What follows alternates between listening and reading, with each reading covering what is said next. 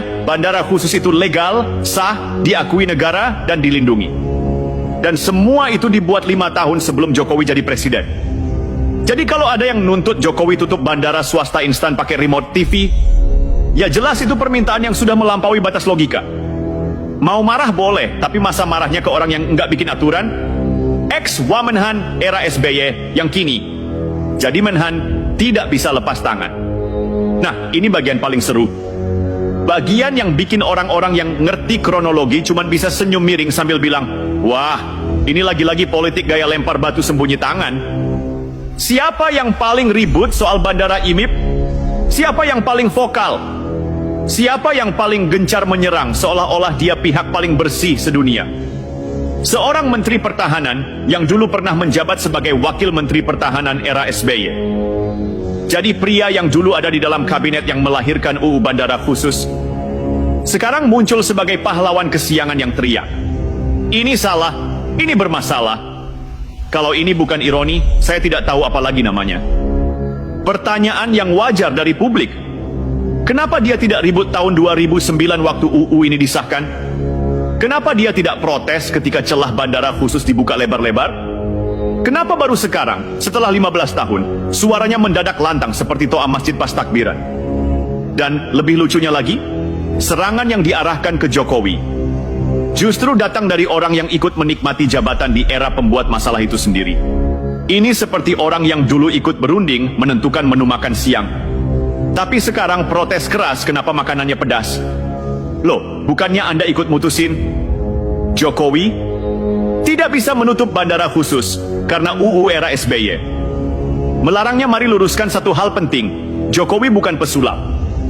Dia tidak bisa membubarkan bandara khusus hanya dengan satu ketukan meja, satu konferensi pers, atau satu caption Instagram. Kenapa? Karena UU 1/2009 mengikat, dan pemerintah wajib tunduk pada undang-undang. Artinya, menutup bandara khusus tanpa revisi UU samanar melanggar hukum. Menghentikan operasinya sepihak memananas tidak sah. Memaksakan penutupan oleh mana potensi digugat di Petiun. Jadi kalau ada yang menuduh Jokowi membiarkan bandara IMIP, ya mohon maaf. Yang membiarkan itu undang-undang era SBY.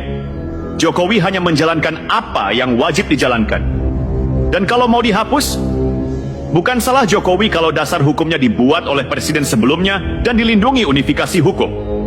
Prabowo tidak punya andil dalam masalah ini, justru mewarisi sistem lama. Nah, mari beralih ke tokoh yang juga ikut diseret-seret, padahal tidak tahu apa-apa saat itu. Prabowo. 3 poin kunci. 1. Prabowo tidak ikut membuat UU penerbangan 2009. Waktu UU 1/2009 dibuat, Prabowo bukan Menhan, bukan menteri, bukan pejabat negara. Jadi mau nyalahkan apa? Nyalahkan orang yang tidak ikut rapat? Ini sama konyolnya dengan nyalahin penjaga kos karena listrik PLN mati.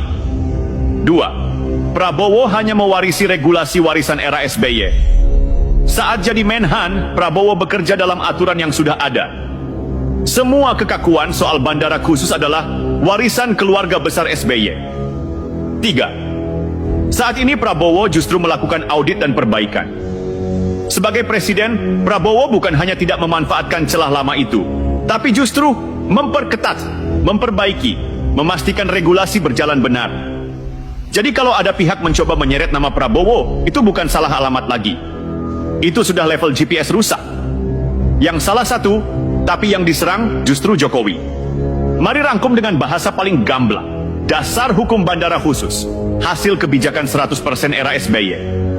Pejabat yang kini ribut, dulu ada di dalam kabinet SBY. Jokowi hanya menjalankan UU lama. Prabowo tidak terlibat sama sekali dalam pembuatan UU. Yang diserang Jokowi dan Prabowo. Yang sebenarnya bertanggung jawab kebijakan masa SBY. Dan sekarang pertanyaannya, kenapa justru Jokowi dan Prabowo yang kena serang? Ya jelas, aroma manuver politik 2029 makin terasa. Karena kalau ditelusuri, pola serangannya itu rapi. Narasinya dikemas, panggungnya disiapkan. Isunya tampak sengaja diarahkan untuk membuka jalan bagi satu tokoh. Anak emas SBY yang mau didorong maju di 2029. Sampai sini terang benderang, ini bukan soal bandara, ini bukan soal regulasi. Ini bukan soal keselamatan penerbangan.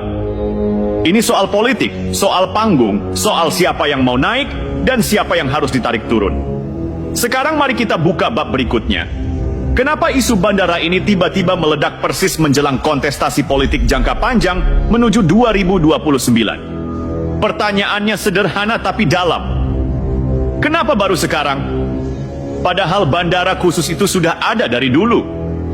Dasar hukumnya dibuat 15 tahun lalu, dijalankan di 3 periode pemerintahan berbeda, dan fine-fine saja. Sampai suatu pagi, semua orang mendadak pura-pura kaget seperti baru menemukan rahasia negara. Ini aneh? Bukan sekadar aneh, ini terlalu rapi untuk disebut kebetulan.